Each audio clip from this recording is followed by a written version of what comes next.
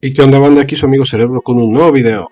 Como pueden escuchar, sí, estoy bastante enfermo. Esta es la razón por la que me di una pequeña ausencia de un par de... bueno, ya más de una semana. Pero esto es porque soy de esas personas que cuando se enferman están en medio de entre recuperarse y la tumba. Sí, muy mal me caen todas las enfermedades. Pero eso, ¿a quién chingados le importa?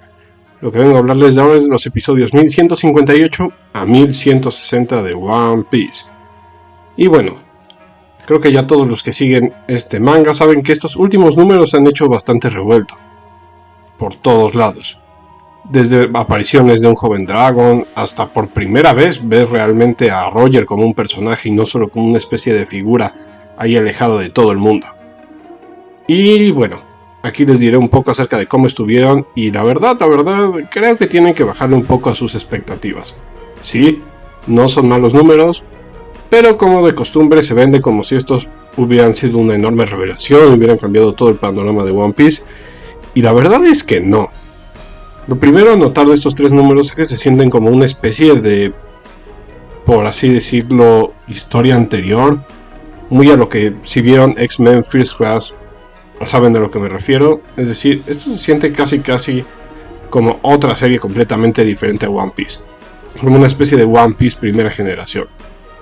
Y la verdad, no entiendo por qué con todo el presupuesto de Oda meter esta historia tan interesante, bueno, tan extraña, justo en este momento. Cuando realmente creo que se podría hacer casi toda una especie de OVA aparte, centrado en la historia de, o particularmente en esta historia entre Roger y Rox, como el rey de los piratas chocó con el pirata más peligroso de la historia, y qué significó esto para el mundo. Pero bueno, entrando al tema. El episodio 1158 empieza con una pequeña discusión entre Roger y Rayleigh, demostrando que básicamente todos están enculadísimos con Shaki. Y esto ya se me hace un poco exagerado. La verdad, la manera en que muestran que todos están enamorados de Shaki es ridículo. Básicamente creo que hasta están desdibujando un poco figuras como Roger en este momento, o al mismo Rox, que pasan de ser una especie de líderes con metas muy claras a ser tipos que pues andan muy sims. Es decir, casi están en modo anti-temach o lo que sea. Bueno, siguiendo con esto, otra de las cosas interesantes es que vemos un poco más de la relación de Gavan y de Rayleigh. Creo que lo más disfrutable realmente son las relaciones entre estos tres y las ciertas similitudes o paralelismos que hay con los Mugiwaras, particularmente con Zoro, Sanji y Luffy. Y bueno, aquí vemos un poco más de Roger. Si hay algo que define a un pirata, es su gusto por el saqueo, así que no pienso parar hasta conseguir lo que quiero, ¿entendieron? Y bueno, aquí vemos un poco más de las relaciones de Roger hasta que llegamos a lo que se empieza a poner un poco bueno, el Mary Guys. Aquí vemos un poco lo que fue Sam Garding de joven, quien ya sabemos en un futuro será el papá de Shanks y de Shamrock. Y aquí vemos cómo con los 5 ancianos, o bueno, no podemos estar totalmente seguros que ya ven los 5 ancianos, pero bueno, el Gorosei, Rox empieza a volver un problema para ellos. Y básicamente ya están empezando a buscar una manera de eliminarlo del panorama. Después de eso ya se desata, por así decirlo, el mini arco de toda esta historia. Vemos un poco más de Shaki. Y creo que aquí es donde vemos un poco más esta relación de choque directa entre Rox y Roger. Aquí la verdad tengo que admitirlo, gente, esto me perdió mucho. ¿Por qué? Porque creo que se nos estaba planteando algo mucho más interesante con ellos. Es decir, sabemos que Roger no era ningún héroe y que era un pirata con pocos escrúpulos. Pero la idea es que Rox era mucho peor. Que Rox era un enemigo tan cruel, tan bizarro, que básicamente se tuvieron que unir tanto Roger como Garp para detenerlo. Que aunque estos dos sean enemigos mortales, tuvieron que dejar sus diferencias de lado porque este tipo estaba yendo por todos, que básicamente tenía un plan mucho más grande que la vida misma. Y bueno, creo que todo esto se desdibuja un poco en este capítulo, ya que Pues Rox parece solo otro pirata.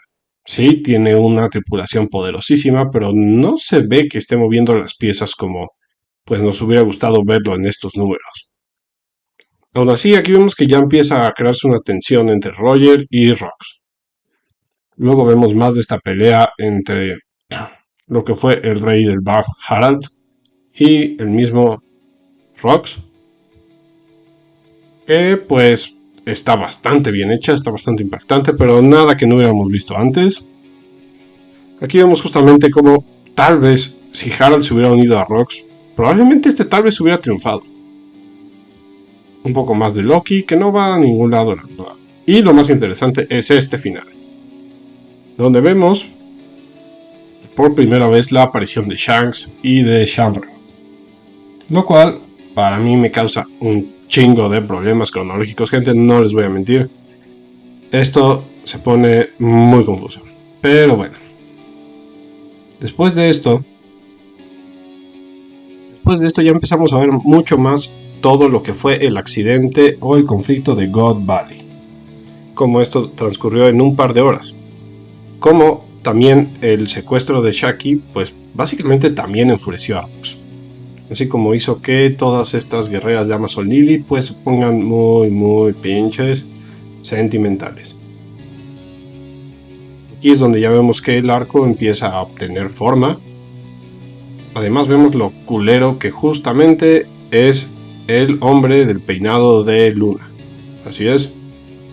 Vemos como este sujeto de los caballeros celestiales, Fingran Garling, sin ninguna clase de remordimiento mata a la que es la madre de sus hijos.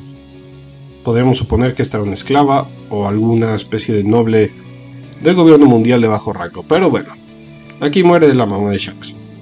Y viene después lo que para mí es lo más interesante de todos estos números. Por primera vez podemos ver a Dragon antes de ser un revolucionario, antes de siquiera ser una figura de importancia, y lo vemos como un marín común. Aquí podemos ver esta especie de marca que tiene en el brazo que después llevará en la frente, y vemos aquí los conflictos que empieza a tener con la marina. Esto confirma varias de las teorías que muchos ya manejábamos, es decir, en algún momento Dragon confió en la marina así como su padre, y probablemente en algún momento quiso ser un gran marino. Y aquí podemos ver justamente cómo todos estos pues abusos sistemáticos fue lo que lo empezó a brillar a cambiar completamente su ideología. Otra cosa interesante, aunque un poco extraño, es que este Dragon parece muy débil. Sabemos que en un futuro será probablemente el más poderoso de todos, pero aquí parece un marín X. Y bueno, un poco más de recuerdos, un poco más de Akuma, de lo que es también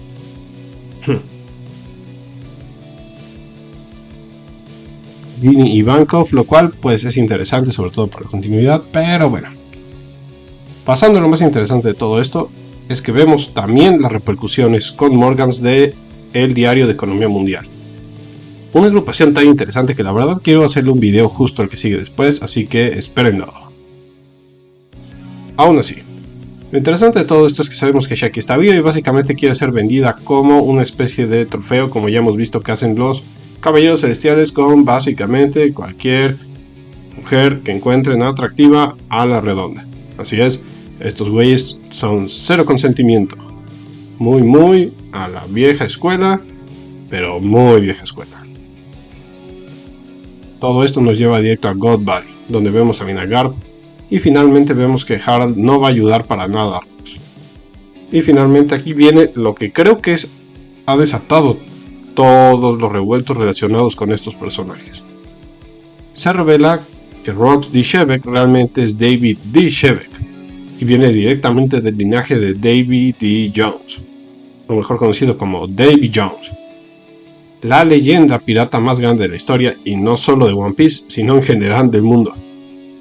Davy Jones realmente es una leyenda, llevándolo a los términos de la piratería o de la historia de la piratería real.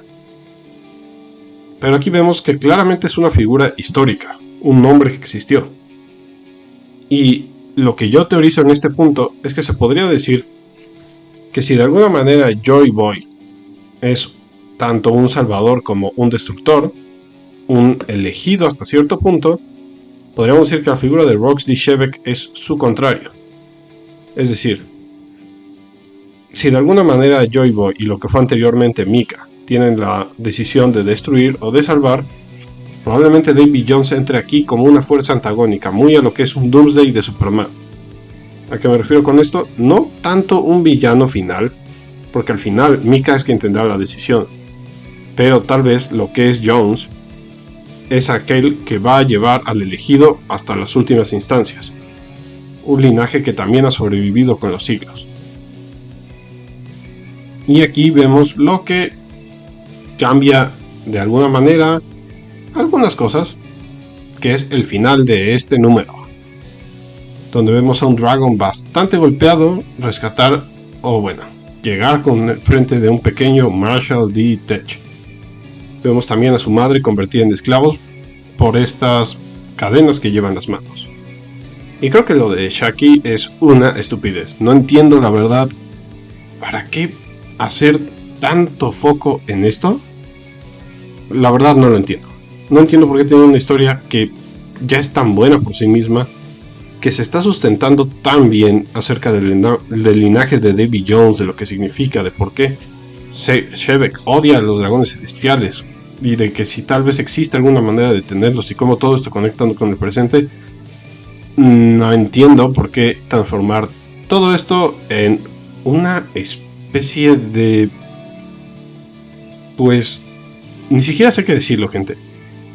Que los hombres van a ser hombres y por ende van a ser muy pendejos. No lo sé, bueno, en pocas palabras es que todos están locos por Shaki y punto. No hay más que decir. Aún así, regresando a la parte importante, es que llegamos por fin a lo que es el conflicto de God Valley, y se nos dice el linaje de Davy, que no solo hay un niño bucanero, sino también miembros de un linaje que se creía extinto desde hace más de 800 años. Y bueno, que los premios super raros de este torneo incluyen varios de estos, dejándonos entender que Tech también estuvo durante todo el conflicto de God Valley, lo cual, aunque no se nos ha establecido completamente, creo que será la razón que lleve finalmente a que Shevek realmente entre en este conflicto.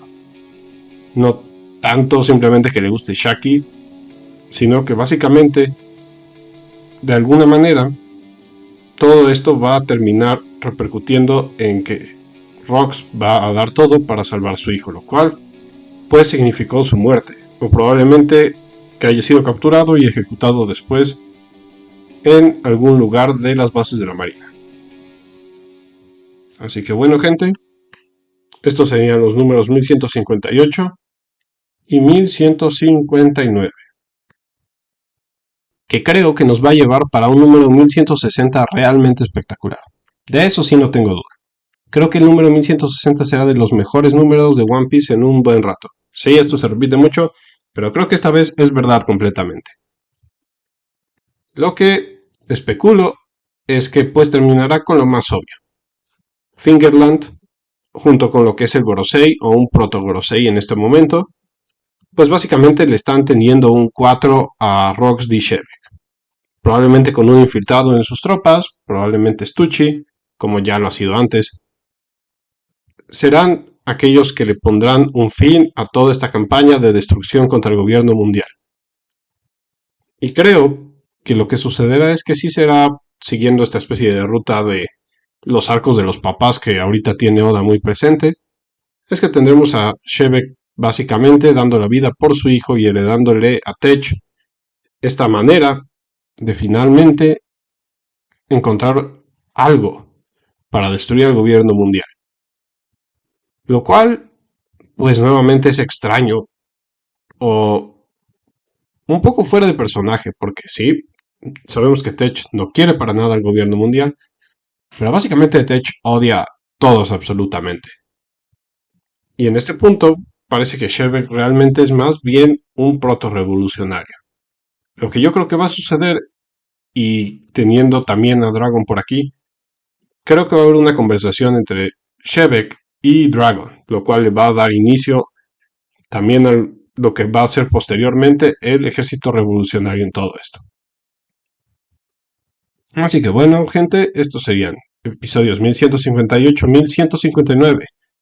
Directo al espectacular 1160, que creo que cierra como una especie de mini película o un arco en sí mismo dentro del BAF, ya que poco y nada tiene que ver con lo que están haciendo Luffy y compañía en este momento, pero la verdad, sí que está interesante.